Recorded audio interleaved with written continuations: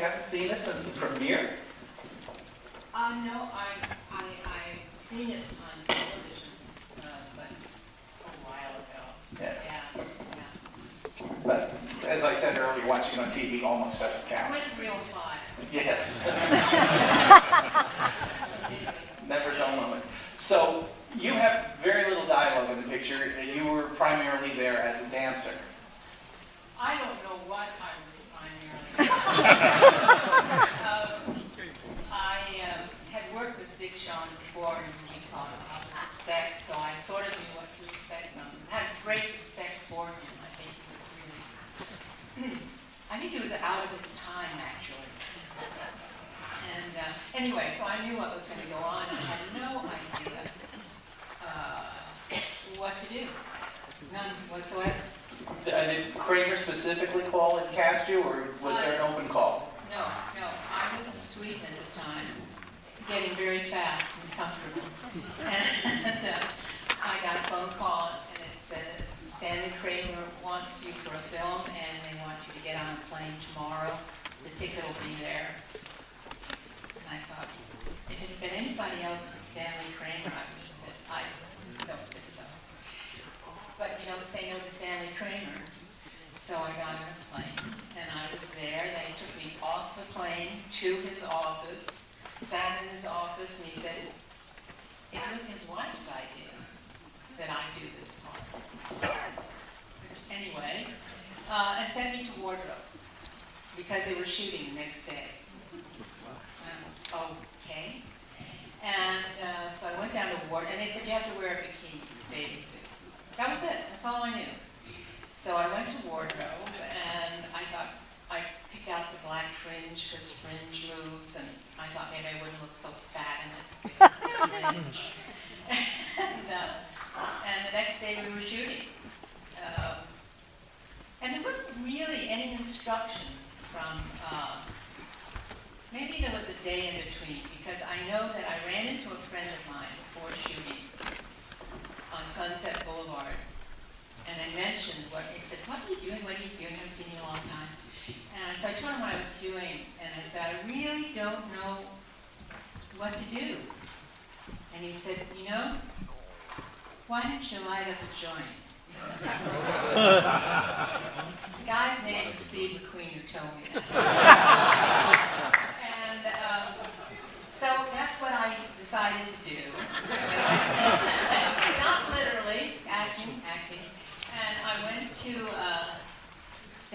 Mr. Kramer and told him my idea, and he said, oh, terrific, do that. That's good, okay. And then I thought, all my friends used to do that, but I didn't do it. They sort of pass it to me, and I'd pass it on. I didn't have anything against it, I just didn't do it. So I thought, I don't know how to do this, and do it right, you know, and look like a dilettante or something, you know.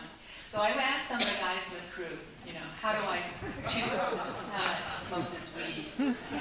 And so that's how that came about, and I thought that I would probably be stoned, and therefore I wouldn't have much expression or involvement in the scene. And that's how it came about. The dancing was all improvised. Mr. Kramer said, just get up and move. You guys just get up there and move. Okay. And so that was it. I really didn't have anything to do with the other actors or the comedians in the film. I saw them once at lunchtime. That was an amazing lunchtime. Everybody was talking at the same time and laughing at the same time. It was bizarre. But then they had the big gala. I don't know if you know about that. Mr. Kramer had invited press from all over the world for the opening of this movie. And there was an invitation which said, wear a ball gown. Well, of course, I had a closet for a ball gown. Not one. And I went and got this ball gown. It was all sequins, and I was cinched into it because ball gowns have big skirts and usually have tiny waists and everything.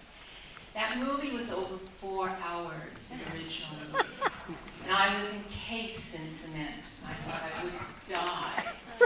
At intermission, I went into the ladies' room, and have to get out of this or I will faint, for sure. Mercifully, maybe, I will faint. This very nice, beautiful woman came over and said, can I help you? And I said, yes. How about getting me out of this? Turns out this lady was Phil Silver's wife. And she was really nice. So we got me out of it. Then we had to close it up after I got out of the waist cincher. Which, if any of you ladies have ever had waist cinchers on, it makes your waist that small from that big, you know. So I didn't know how we were going to get this dress closed. And we sort of got it closed. But the gala was incredible because every comedian got up, which was at the Hilton Hotel, and performed. Each one wanting to be the best. And each one, in his own way, was the best. So that was a remarkable, unforgettable evening. Ethel got up and sang in her own Ethel Merman way. And, yes. And so that was a remarkable evening. But I had no contact, really, except Terry Thomas wanted to take me out. And he didn't take no easily. He was funny, yeah.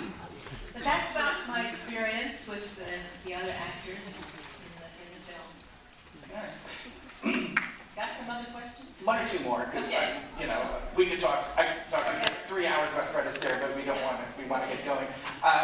You only worked with Sean in the picture on that one little set. When you were making the picture, were you aware of the vast scope of this film, or were you just surprised when you saw the picture? I was surprised when I saw the picture.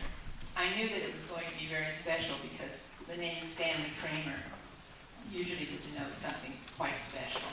I also knew that it was an enormous cast, which I saw that day at lunch, of comedians. So I knew it was, you don't know it's going to be a cult film. You don't know it's going to last for ever and ever. You don't have any idea. I mean, that's just, that's in the fates. You don't know that. But you know that you're involved in something that's unique and hopefully good. All right. Well, hopefully you'll come back again some other time. We can talk about the rest of your career. No. Please. But thank you for sharing a few minutes.